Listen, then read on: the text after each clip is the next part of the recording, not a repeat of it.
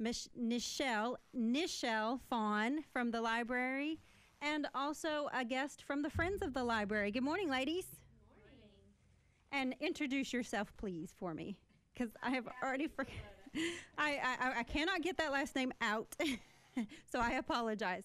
Ladies, what's going on over at the library? Well, we have, excuse me, several things coming up now through the end of the year. I'll start with our children's programs. So, of course, Ashley has Story Hour for preschool age and younger every Tuesday, starting at 10. So you can come in, bring your child in, and they read a story, usually do a craft, sing some songs. So that's every Tuesday at 10. She also has started back her Hot Cocoa Club this fall, and that is always the first Thursday of the month, starting at 3:30. It's a book club for students in grades 1st through 5th. And so the next one for that will be November the 1st. She also does Crafternoons the last Tuesday of the month. So we've got one of those coming up next week, the 30th, and that starts at 4, and that the kids just come in and do a craft with Ashley. And then once a quarter right now, she's doing makerspace activities. And so the next makerspace will be November the 6th. This is like the STEAM-based learning program where they make something, some kind of gadget. So STEAM is science, technology, engineering, math. And so one time they made a robot out of a toothbrush. So just, they piece together things and put together for the makerspace. Coming up, we are going to be participating with the downtown trick-or-treat program. So the kids can come by, stop by the library, and get some treats next Wednesday and during that. And then probably one of our biggest events for the kids is our Polar Express event that we will be having in December, the first Saturday in December, so that's actually December 1st. And that will start at, the first group will start at 5. We do it in groups because the first year we did it, we had so much participation that we were going to do them all at one time, but we had so many, so we've had to split it up into groups. And so they call and register, get their boarding time, and then we've done 4 groups last year. So if we have more participation this year, we may even add some groups. But so we'll be putting advertisement out there to when people can call and register for that pretty soon. So that's a big deal, it sounds like. It is, yes. So the kids for the Polar Express, they get to come in, and we have hot chocolate and cookies for them. And then Mrs. Claus reads the Polar Express, the book. And then they get to go play some games and we usually have them, they can make an ornament. And then there's usually a special guest there that they get to see. So it's just a neat event. They always have a good time. So. And it's beautiful. It's decorated. You must come down. Okay. I will try to make it to visit that. I will try to make it. And that was December the 1st again? Okay. Yes, ma'am. Okay. Yes. So those are the children's programs coming up. Ashley also works with our teens. And so the teen program's coming up. She actually, this Friday, has a movie night, movie and popcorn, or afternoon actually, starts at 4. But I think they're going to be watching one of the Avenger movies this Friday, so she'll have that going on. Then she's going to do a paint night with the teens November the 19th from 4 to 6. And usually they come in and paint, a small canvas. They do something on canvas. So that is November 19th. And then December 20th, she's going to do hot cocoa and a movie with the teens from 4 to 6, December 20th. And then she also has a teen advisory board, and this is a group of teens that come in and help her plan these events. And so they meet the first Wednesday of every month at 3:30. So that'll be coming up the first Wednesday in November. So those are the teen programs. What was the date for the first Wednesday in November? I don't have my calendar in front of me. That would be the 7th. Okay. All The right. 7th at 3:30 for the Teen Advisory Teen Board. Advisory Board. Does that go over very well? Yes, We have a lot of teens participating in that. we have our regulars that come. Of course, she would love to have more. But Always. we have, we have our faithful group that comes in and helps her plan some of these teen events. She kind of, gets ideas from them what they would like to see and have at the library, so that hopefully that it will increase participation. So, the teen Excellent. perspective. So. Exactly. Because I think it's important to have teen involvement. We got to start when they're little, get them motivated and interested, and then you can keep them as the teens. Right. Do we have anything else? We have some adult programs. So we have started back in the summer. We did a game night as part of the summer reading program. And so there is a group of adults that really liked that and wanted to start having it every month. So we have started doing game night, and we have tabletop games there. People can bring their own if they want, but we have some, there, and we have refreshments. We have a group that gets a little competitive with the Mexican train game, the domino game. I don't know that game. Yeah, well, you should come and play. It's fun. We could teach you. Yes. Okay. Yeah. So so our next game night for the adults is Monday, this coming Monday. And we start at 6. So anybody, like It's I a said, lot of yeah, fun. anybody's I'm welcome. One of the Mexicans. I'm one of those that gets a little competitive. So Well, You would fit right you would in. fit right in. Yes. Mm-hmm. We don't get mad. I might show up and show out a little. No, I don't get mad, but I get competitive. Yes, it's a good time. Yes, and like I said, we do have refreshments. So then that's this coming Monday, the 29th at 6. We're also going to be having our next trivia night, which has become very popular, on November the 5th. So we started trivia night. I think they're more competitive than we are. Yeah, trivia night. Yeah. We started trivia night back a year or so ago. We don't have it every month, maybe, every other month, every couple months, because it takes a little while to plan trivia night. But so we're going to have trivia night November the 5th, starting at 6 as well. But we just ask that you call and sign up your team. It's teams of 4. And I think we already have several teams signed up for that, but we'll still take, if you want to participate, call and sign your team up. Kathy doesn't like trivia night. Yeah, I can ask the questions, but answering them is not my. It's a lot of fun. It's pub style trivia, so we have like 10 rounds, and there's 7 questions each, and it's different categories. So if you don't know, let's just say if you don't know a lot about history, you might know pop culture, or something. So it's different, different categories. And plus you're on a team, so you get to talk amongst your team and come up with the answers. So Okay. and there are that's good. prizes. So yes. Motivation. Yes. And then on November the 8th, we will have our next craft night. We have craft night every month on the second Thursday of every month, and it starts at 6. And it is a $5 fee for that, just to pay for the materials.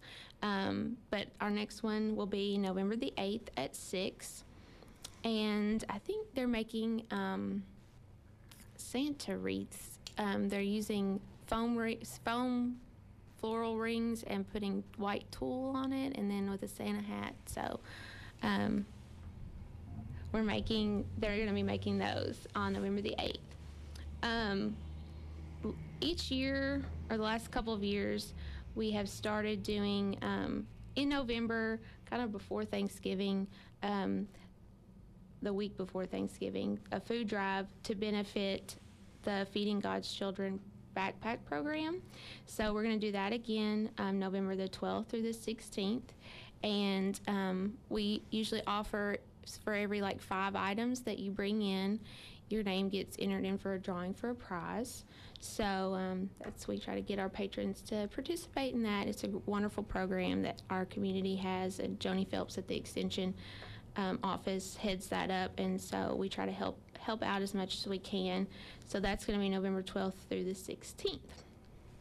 And I think that is all From your list? from my list. Okay. I'll tell you what, we're going to take a quick break. We've been talking to Nichelle Faughn from the George Coon Library. We'll be right back, and we'll hear what Miss Kathy has to say about the Friends of the Library. Here's your WPKY Weather Edge Weather Center forecast. Skies are going to stay sunny again today with a high near 61. Clouds are going to move in overnight with an overnight low around 41. Might want to take your umbrella with you tomorrow because there's a 30% chance of rain in the afternoon with mostly cloudy skies and a high near 57. Again, sunny skies today with a high near 61. Life is filled with moments. Moments we share with those we love, worry about, and strive to protect the most.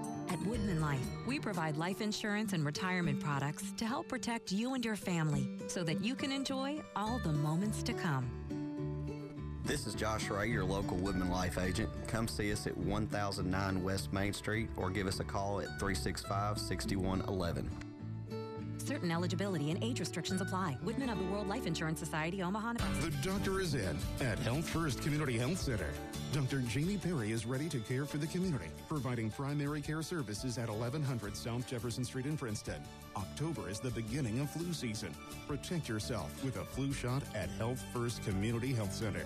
Call today to make your appointment at 1-877-667-7017.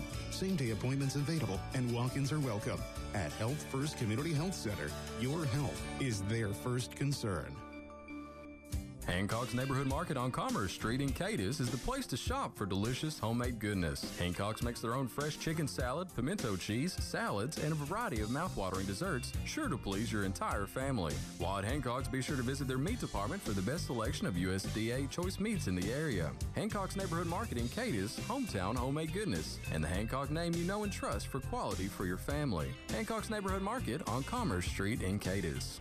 Here's your weekday lineup at the Capitol Cinemas, Main Street in Princeton, your hometown theater. And we've got in Cinema 1, Goosebumps, rated PG. It's a Halloween kids movie, family entertainment at its best. Shows Monday through Thursday at 6:30. In Cinema 2, First Man, the story of the first man to walk on the moon. A lot of us can remember that, and a lot of us can't, but it's a dramatic story about how they built the rocket and how the first man got to the moon. It's in Cinema 2. It shows Monday through Thursday at 6:30. In Cinema 3, it's Venom, rated R, from the Marvel comic books and stories and heroes. It's a Marvel-related film. It's an R movie. Shows Monday through Thursday at 6:30, and this will be the last week for Venom because coming Friday is Halloween, rated R. That's the 2018 version of Halloween. Jamie Lee Curtis makes a return, and of course, Michael Myers finds his way back. That's the lineup, and if you've forgotten all that, don't forget our 24-hour show info number, 365-7900.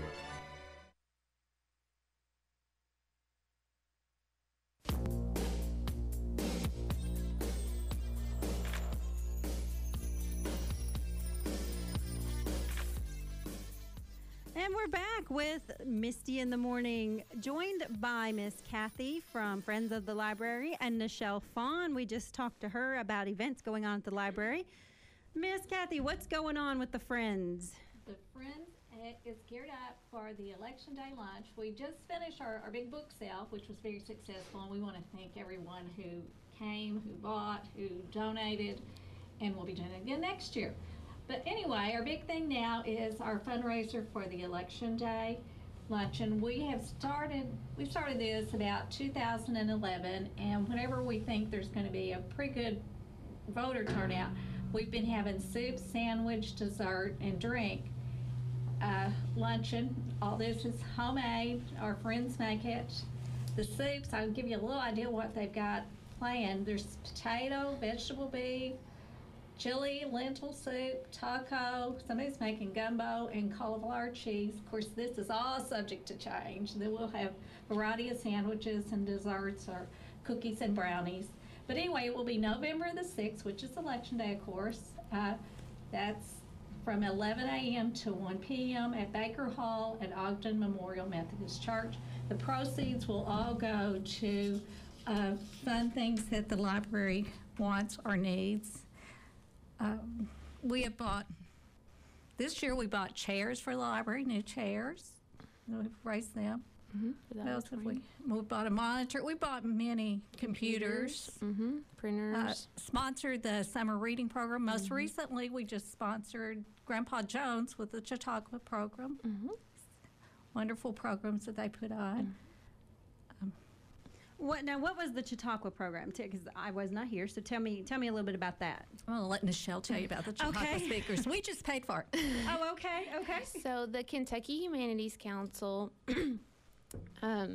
puts together and sponsors the Kentucky Chautauqua program. They also have a speakers bureau, but basically it's professionals that come in, and for the Chautauquas, they portray, so they get into character and portray a famous Kentuckian. And they give, they talk about their life story and what has made them famous. But they're all from Kentucky. All the characters are from Kentucky. And so we have, 4 or 5 Chautauqua speakers a year, try to get them into the library to do programs. And then they also have the Speakers Bureau, which also, professional speakers that come in and talk about specific topics that deal with Kentucky, not necessarily a person, or they have people that talk about quilting in Kentucky, or food in Kentucky, the Black Patch Wars in Kentucky, just different things. They don't portray a character, they just give a talk on that. So we've had some of those as well. But the most recent was Grandpa Jones last week. David Hurt portrayed Grandpa Jones and came in and gave his story. So it was a lot of fun. And all this is free to the public, okay? Okay, and talk to me about the Friends of the Library. How did that get started? What do they do? What is the Friends of the Library? That's actually a timely question, because next year we're going to celebrate our 25th anniversary. We were organized to support the library. At the time, the librarian needed a few extra hands to do things, and put together a group, just sent out had an ad in the paper, and people showed up, and we became Friends of the Library. Many libraries have Friends of the Library across the state. It's nothing new. It's sort of like PTA to school or something like that. But we are a fundraise, and what our money is used for is for whatever the library needs that may not be in their budget. Okay. Or they would be tight to these.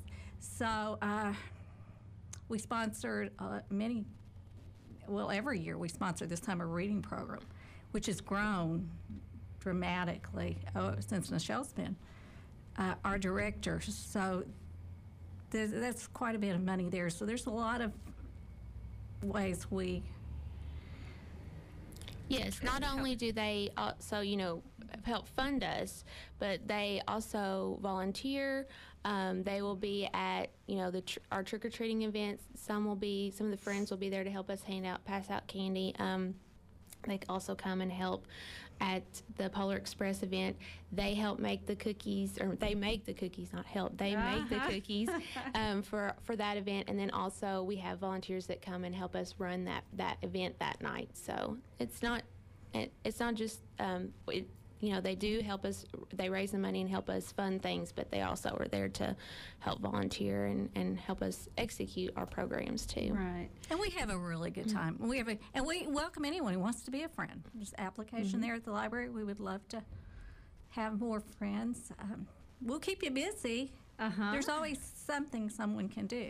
They may not can hang the decorations or bake the cookies, but there's plenty of jobs that you could find for someone, huh? Yes. Now, were you part of the original organization of the Friends of the Library? The way you were talking earlier made it sound like you were kind of in on the ground floor of that. As a matter of fact, yes, I was. We hadn't lived here very long whenever that. And I'm just a firm believer in the library and in reading. And I was a stay-at-home mom at that time, so yes, I joined, and we still have a few of us around, but it's a lot at that time. Mostly the people who came were retired and retired school teachers in many cases. But it's been a good group. It's changed a lot over the years. Now, does the Friends of the Library, do they support the programs that the library has, or do they create stuff on their own? I mean, the Election Day Luncheon, was that your idea? Did that come from the library and Friends of the Library just said, we support that, or how does that work? It was probably a combination of both at the time. Quite frankly, they were looking at ways probably to fundraise. But when it comes down to, and this is, it's what Nichelle needs and the library needs. It's not, we may think of ways to help or to encourage, but it's a combination of efforts, I believe. I think we work well together. Okay. So you all have a sit down and say, what have you got? Bounce some ideas off of me. This is what I think, and then it just kind of comes together, huh? Yeah, usually it's like, this is what I'm thinking, and I'll say, can we make it happen? And then they make it happen. I see now. So the ideas come from you.